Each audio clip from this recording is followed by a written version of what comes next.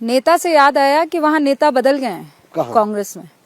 आप कह रहे थे गांधी परिवार, अब एक नॉन गांधी खड़गे जी जो हैं वो अध्यक्ष बन चुके हैं। अच्छी बात है, देर आए दुरुस्त आए। कुछ विचार हमारे सोच करके आपने खड़गे जी को लाया। खड़गे जी हमारे मित्र हैं, मैंने शुभकामनाएं उनको दी थी और आपके मन से भी मैं उनको शुभकामनाएं देता हूं। लेकिन सिर्फ प्रेसिडेंट बदल देने से काम नहीं चलता है। जब आपके स्टीयरिंग कमेटी में एक ही परिवार के 3-3 लोग होते हैं तो हमको भी समझ में आती है कि इसका स्टीयरिंग है कहाँ पर। नड्डा जी वो लोग इतरा रहे हैं, वो ये कह रहे हैं हमने डेमोक्रेटिक तरीके से चुनाव तो लड़ा, तो हम आपका नाम लेते हैं और ये कहते हैं कि आप दोबारा अध्यक्ष चुन लिए गए हैं। कहाँ चुनाव हुए, कहाँ डेमोक्रेसी थी? वो बार बार आपके नाम की चर्चा करते हैं। उनको हमारे ऑफिस में आकर एक एप्लीकेशन देनी चाहिए और उनको इलेक्शन का सारा प्रोसेस जो ड्यू हुआ है उसके रिकॉर्ड्स और उसके विजुअल्स सारे उनको भेज दिए जाएंगे। मैं आपको बताना चाहता हूँ, हमारे यहाँ एक पर्टिकुलर अमाउंट के स्टेट के इलेक्शंस के बाद ही नेशनल इलेक्शन होता है। जब वो स्टेट्स के इलेक्शंस हो जाते हैं तो उसके बाद नेशनल प्रेसिडेंट के इलेक्शन का डिक्लेरेशन होती है। डिक्लेरेशन होने के बाद नॉमिनेशंस भरे जाते हैं, उसका कोई टाइम तय होता है। 11 अशोक रोड में वो 20 फरवरी 2020 को 20 जनवरी 2020 का शायद डेट थी, मुझे डेट नहीं याद है। उसका पर्चे भरने का टाइम 3 बजे तक था। देश के सभी मुख्यमंत्री जो भारतीय जनता पार्टी के हैं और सभी प्रदेश के चुने हुए नए अध्यक्ष, उन्होंने आकर के नॉमिनेशन भरा था। उस नॉमिनेशन पे मेरा नाम था। उस नॉमिनेशन के बाद 3 बजे तक इंतजार किया गया। 3 बजे के बाद मुझे डिक्लेयर किया गया। अमित शाह जी मुझे प्रेसिडेंट की के कुर्सी पर बैठा करके आए। साथ में एक ड्राफ्ट होता है कि I hereby hand over the charge to, मैं अपना चार्ज देता हूँ। उसके बाद बहुत बड़ा फंक्शन हुआ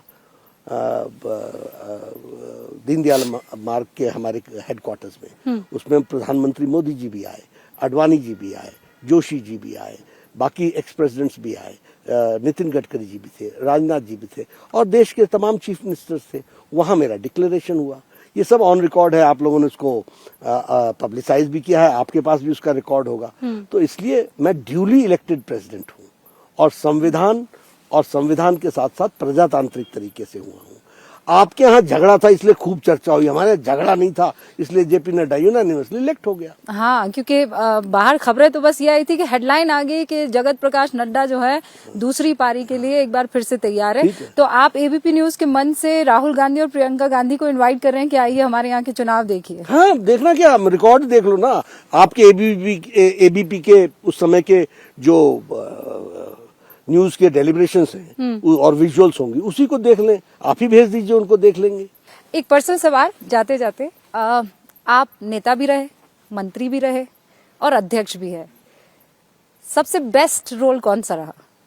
देखिए, मैं अपने तरफ से जो जिम्मेवारी मुझे मिलती है वो मैं करता हूँ और उसको मैं निभाने का प्रयास करता हूँ जितना संभव हो सके।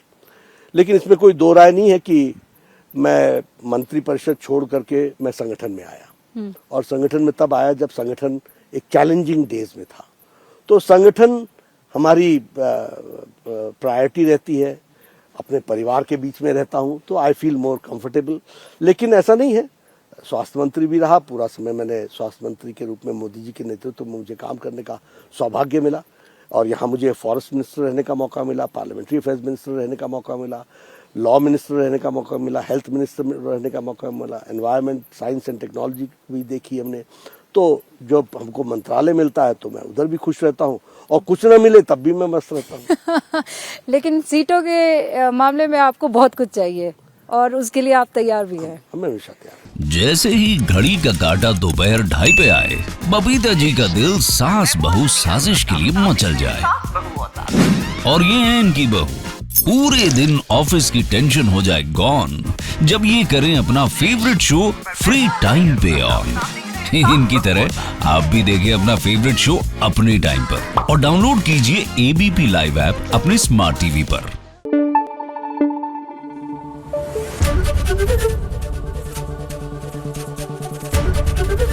एबीपी न्यूज आपको रखे आगे।